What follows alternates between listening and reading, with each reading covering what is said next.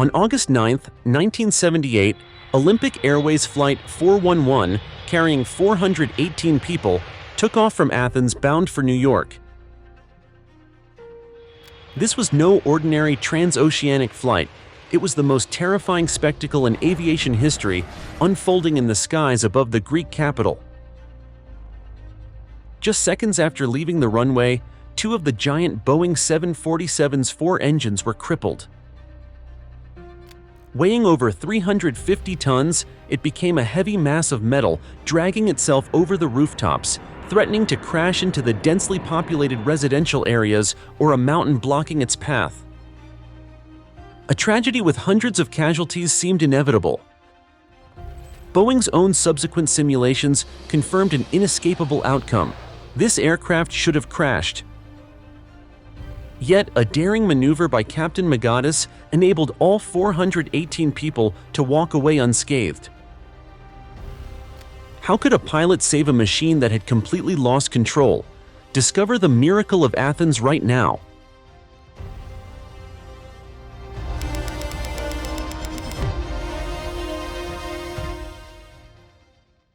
Olympic Airways.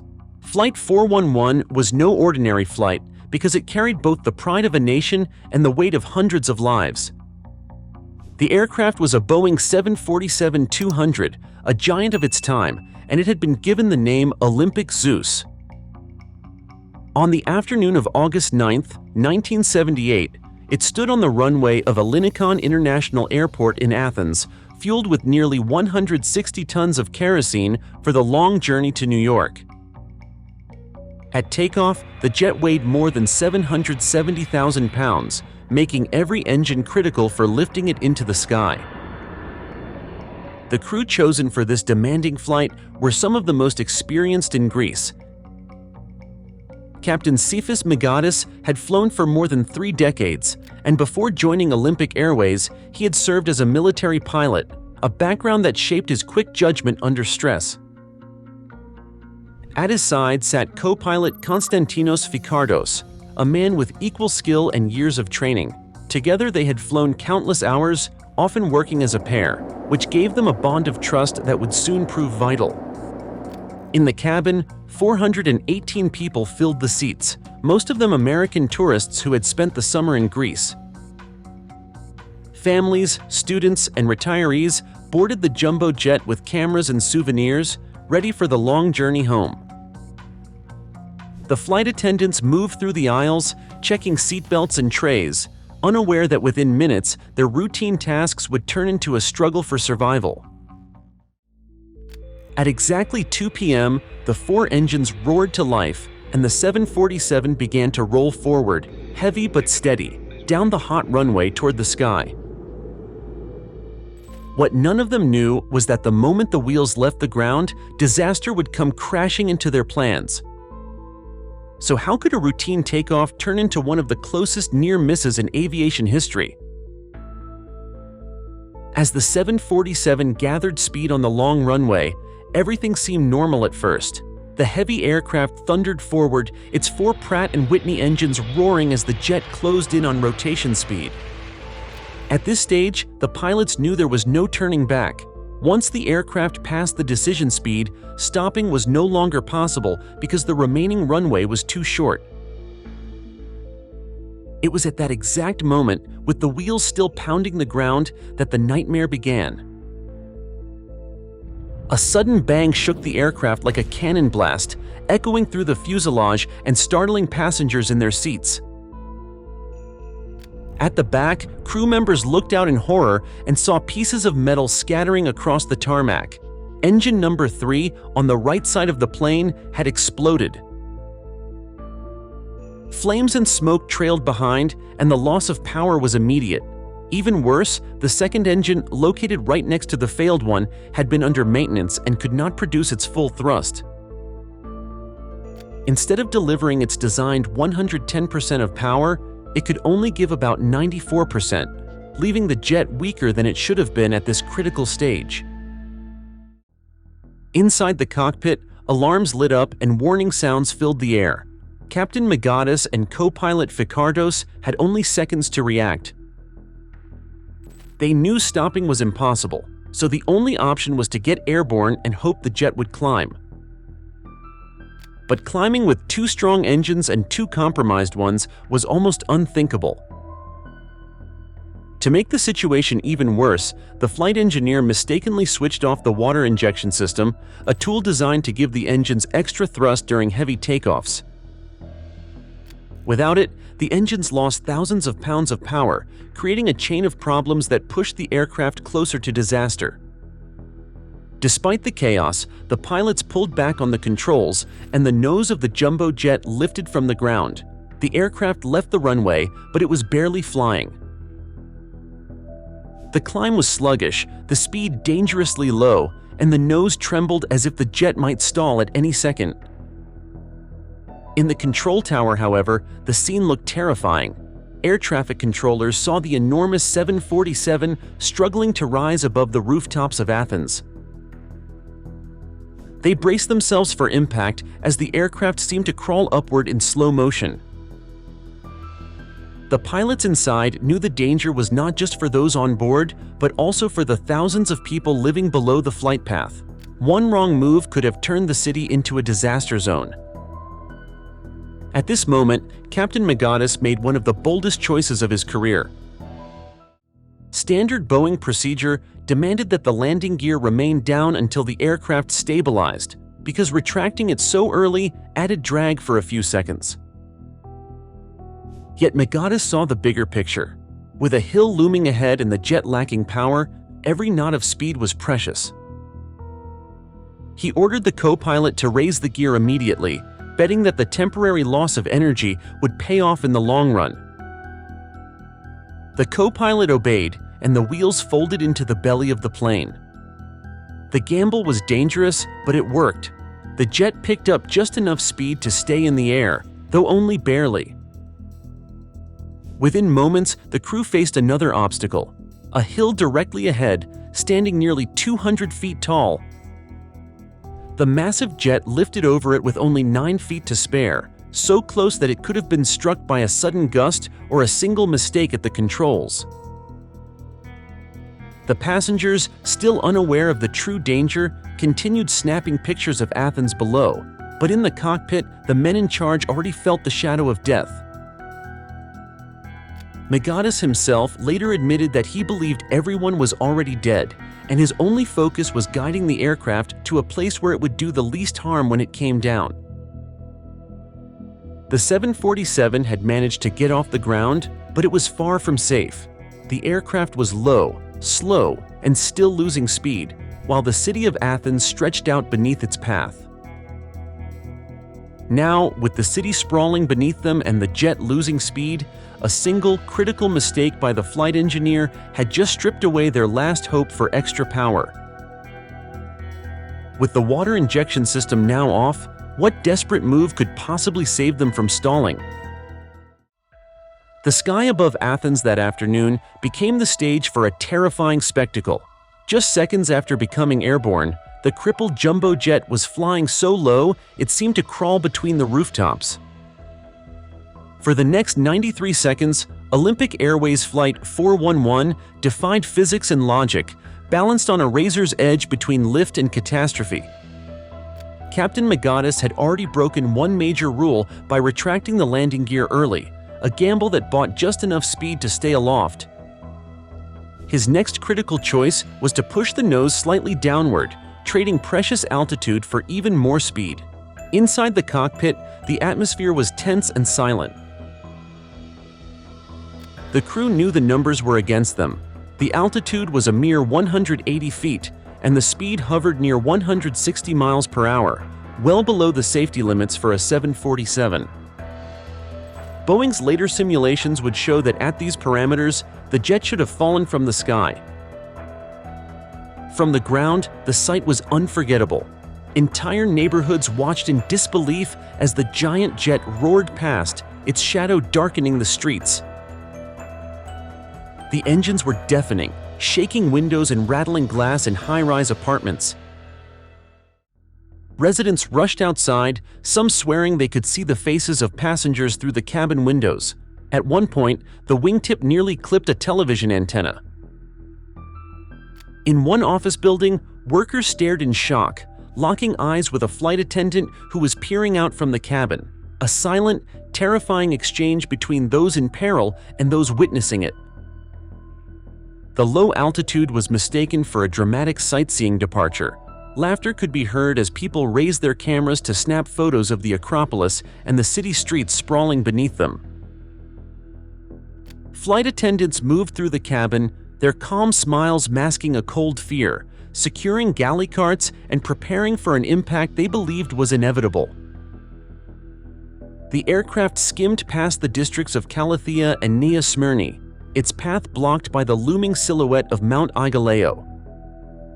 The mountain rose to over 1,500 feet, an impossible obstacle for their struggling climb. Captain Migadis now faced the grim calculus of disaster. Convinced the flight was lost, his plan was to aim for the mountainside, a controlled crash that would spare the densely populated city below. He later admitted he believed everyone on board was already dead. His duty was now to minimize death on the ground. The dark shape of the mountain grew larger in the windshield. The engines, still compromised, struggled to respond. The world inside the cockpit narrowed to the screaming dials on the instrument panel and the approaching rock. With every second, the outcome seemed more certain. But just as all hope seemed gone, a subtle shift began to occur. Could a final, desperate adjustment from the crew, combined with a stroke of natural luck, possibly alter their doomed trajectory? With every passing second, Mount Aigaleo grew larger in the cockpit windows, and the crew faced a choice no pilot ever wanted to make. The mountain stood at more than 1,500 feet, far higher than the aircraft's fragile climb could ever reach. At just under 200 feet of altitude and bleeding speed, the Boeing 747 was locked on a path that ended in destruction. Captain Migadis understood the situation clearly. This kind of thinking showed both his military background and his deep sense of duty. He was prepared to sacrifice the passengers if it meant saving the city. The co-pilot sent out distress signals while keeping a steady eye on the jet's speed and angle.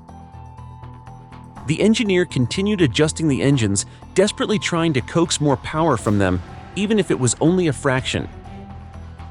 The captain's hands stayed firm on the controls, his eyes fixed on the mountain that seemed to rise taller every second. Back in the cabin, the scene was the opposite. Flight attendants, however, felt the truth in their bones. One later recalled how she pressed her face to the glass and saw the shock on the faces of people working in office towers as the jet roared past. That moment convinced her they were all about to die. The numbers continued to slip against them. Speed hovered just above the stall point, altitude barely increased, and the mountain loomed larger. Migadis had to prepare for the final step. He kept the jet level, resisting the instinct to climb too sharply because that would only stall the aircraft and send it straight down. His goal was to hold the wings steady and ride the momentum as far as possible toward the slopes of Aigaleo. If the plane struck, it would at least be away from homes, schools, and markets. For those few seconds, death was no longer a possibility, but an expectation. The captain thought of his own daughters waiting at home, and yet he remained calm, focused on his duty. He and his crew were ready to guide the jet to its final resting place. But then, just as all hope seemed gone, something began to change. But just as Migadis accepted their fate, the flight engineer, working against the clock, noticed a tiny but critical inconsistency in the engine readings. Was this glimmer of data the key to unlocking the power they desperately needed? Just when the flight seemed destined to end against the mountain, a series of unexpected changes gave the pilots one last chance. The first came from inside the aircraft itself.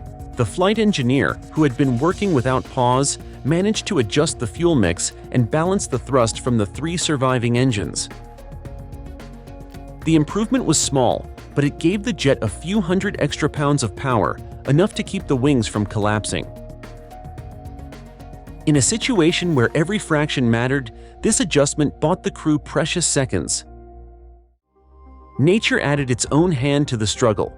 A breeze swept inland from the sea, striking the jet head-on and giving it a slight push of airspeed. To most flights, a shift of only a few knots would be meaningless, but for Flight 411, it was the difference between holding altitude and falling into the ground. At the same time, the air outside the city was cooler than the hot concrete basin of Athens, and cooler air is denser, producing more lift. Together, these factors lifted the giant aircraft just enough to give the pilot space to maneuver. Migadis saw the numbers rise and seized the opportunity. Instead of steering directly into the mountain as he had prepared to do, he began a gradual turn toward the sea. The move was delicate, because banking too sharply at such a low speed would have stalled the aircraft.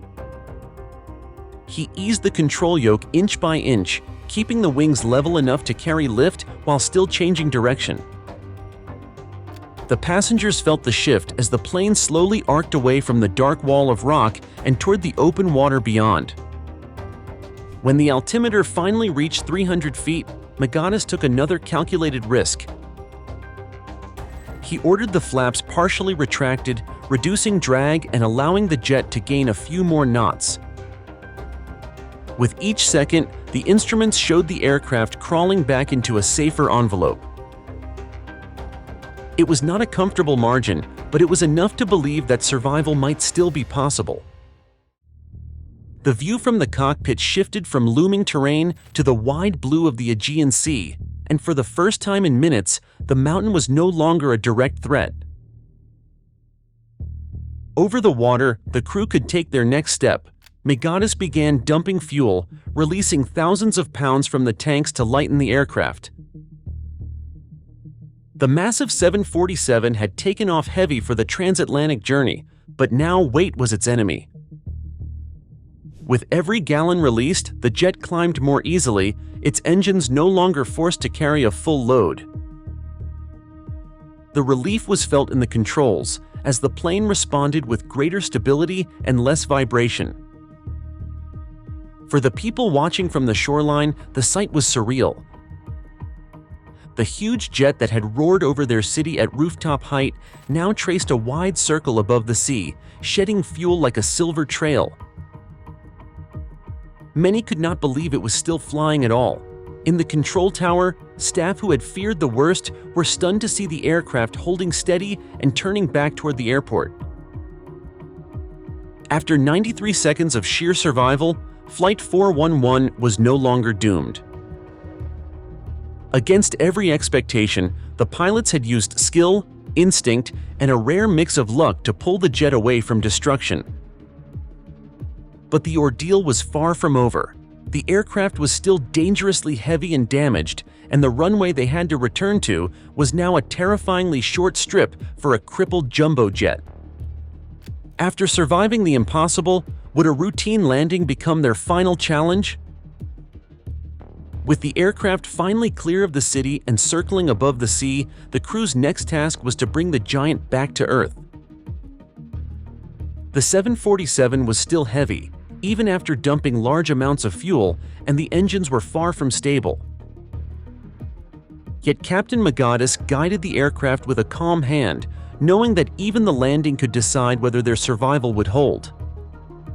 Slowly, he lined up the jet with the runway at Elinikon, keeping his movements smooth so the plane would not lose the fragile balance it had fought for since takeoff. When the wheels touched down, the cabin filled with the sound of rubber striking asphalt, and the long body of the jet rumbled back onto solid ground. To them, it felt like a difficult flight that had ended safely, but the crew understood that what had just happened defied almost every law of flight. Boeing's later simulations proved that in every test the same conditions led to a crash. The fact that Flight 411 had landed without a single injury was something no one at the company could fully explain. On the ground, emergency teams surrounded the aircraft, expecting to find damage and casualties, but instead they found 418 people walking away unharmed. Newspapers quickly called it the miracle over Athens, and for good reason. Migadis himself kept a copy of the flight recorder for years because many refused to believe his story without proof.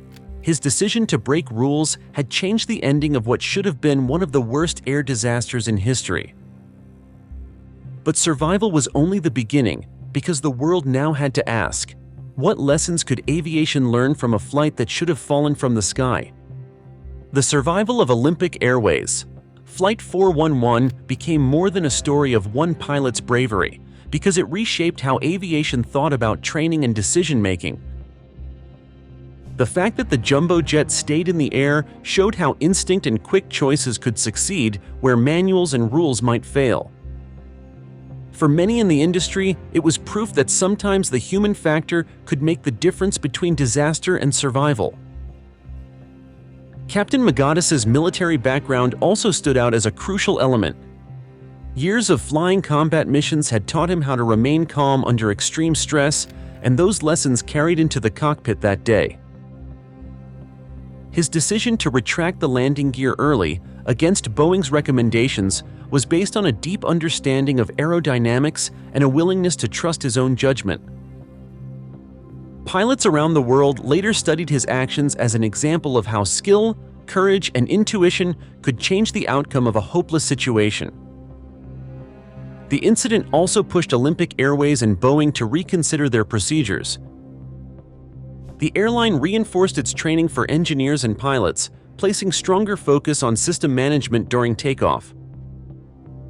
Boeing reviewed the role of the water injection system and included Flight 411 as a case study in its training programs. For cadet pilots, the Athens near disaster became a lesson in both the limits of technology and the power of human decision-making under pressure. In the years that followed, Flight 411 was compared to other moments when crews saved lives against impossible odds. Incidents like United Airlines, Flight 232 in 1989, Qantas Flight 32 in 2010, and the Hudson River landing of U.S. Airways, Flight 1549 in 2010, 2009 all showed that extraordinary skill could turn tragedy into survival. But Flight 411 held a unique place because it happened at a time when aviation technology was less advanced and the margin for error was almost zero. For those who lived through it, the memory never faded. Captain Migadis himself once said that everyone who walked away from that flight lived as stowaways in life, a reminder of how close they had come to death. The event left behind a legacy that went beyond aviation. It became a story of human resilience, of facing the impossible and finding a way through. Yet the most enduring legacy of Flight 411 lies in a single, controversial decision that defied the manual. When does a pilot's instinct become more valuable than the rulebook itself, and how do you teach that kind of courage? And so, the story of Olympic Airways. Flight 411 did not merely end with a safe landing, it marked a pivotal moment in aviation history. The tragedy was averted not by advanced technology, but by the clear mind, the instincts honed over decades, and the courage to challenge standard procedure of a single captain. Captain Migadis' success became a powerful testament to the strength of the human factor, that which can compensate for mechanical failure and rewrite the outcome of what seems predetermined. This event forced the aviation industry to reevaluate its principles. Alongside strict protocols, there must be respect for a pilot's judgment and flexibility in life-or-death situations. The lesson from the miracle of Athens echoes profoundly today. It teaches us that in any field, no matter how advanced technology becomes, human wisdom, experience, and courage remain the irreplaceable core. The journey of that lumbering 747 was not just a technical marvel, but a heroic epic about how human beings, in a moment of extreme trial, can rise above all limits to achieve the impossible. Perhaps the most profound message this story leaves us with is this: in life, the greatest turning points often come not from following the pre-charted path, but from having the courage to steer the ship of one's own destiny in a different direction, even when it appears to be a reckless gamble.